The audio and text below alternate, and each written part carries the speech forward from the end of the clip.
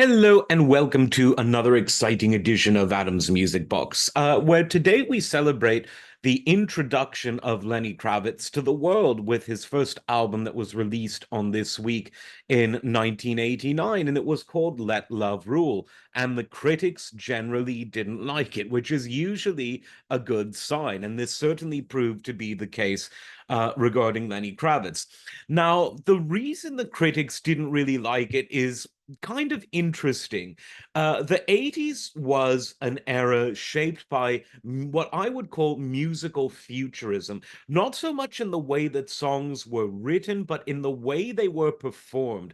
So many new instruments that sounded so different than the previous incarnations of these instruments were all over. You had Simmons electronic drums everywhere. You had drum machines. You had sampling. You had sequencing.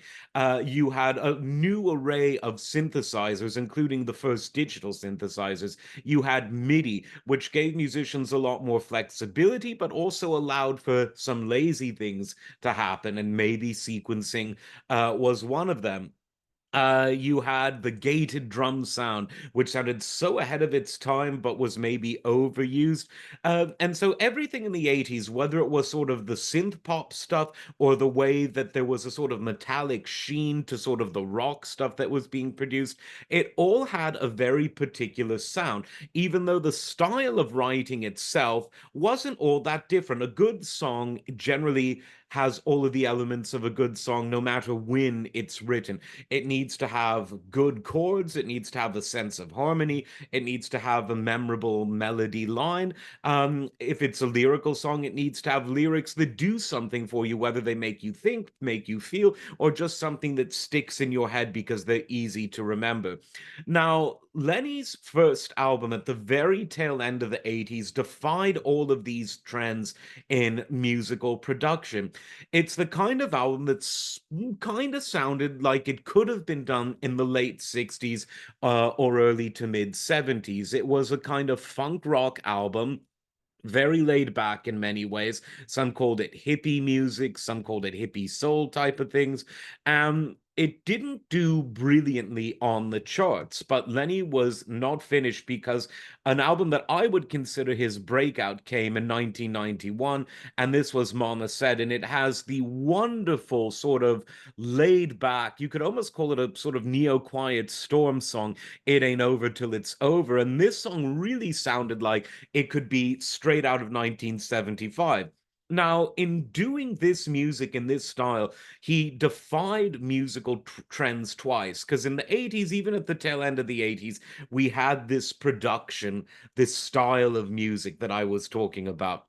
And by the time we're getting further and further into the 90s, there was a rebellion against that, but it was all about a very hard, very raw, very loud sound. It was the grunge sound.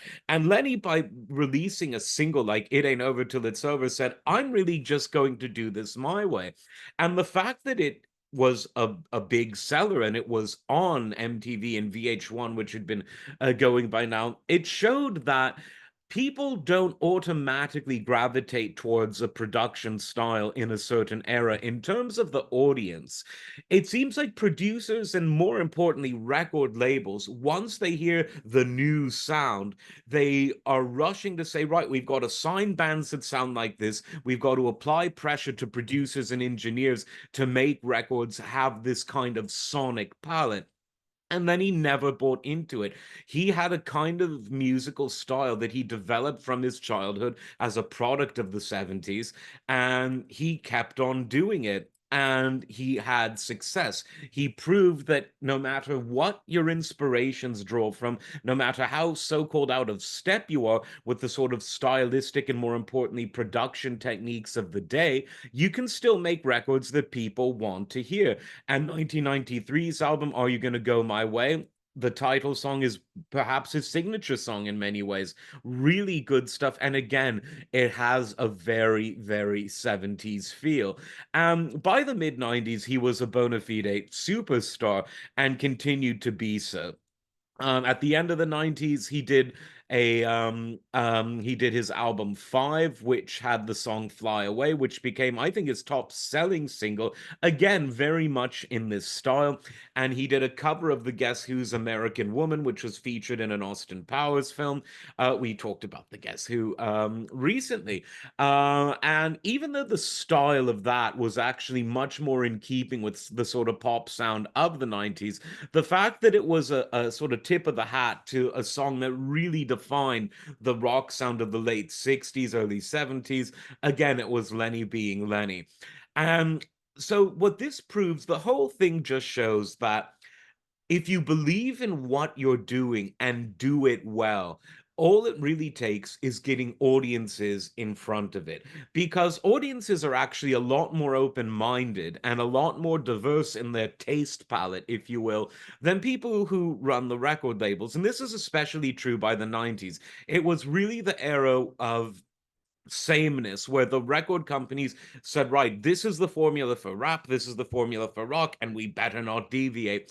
And Lenny was one of those people who deviated from that norm and found tremendous success as the decade rolled on, which is a credit not only to his musicianship, which is very, very high, but to his perseverance. He's the chilled out guy who never really sold out. And I think there's a lot to be said about that. So check out all of Lenny's albums from the beginning right up to his current stuff, and you'll see a remarkable consistency of musicianship, great songwriting, and a man that surrounds himself with really good musicians. Cindy Blackman Santana, for instance, on the drums on so many of Lenny's records, really a good drummer.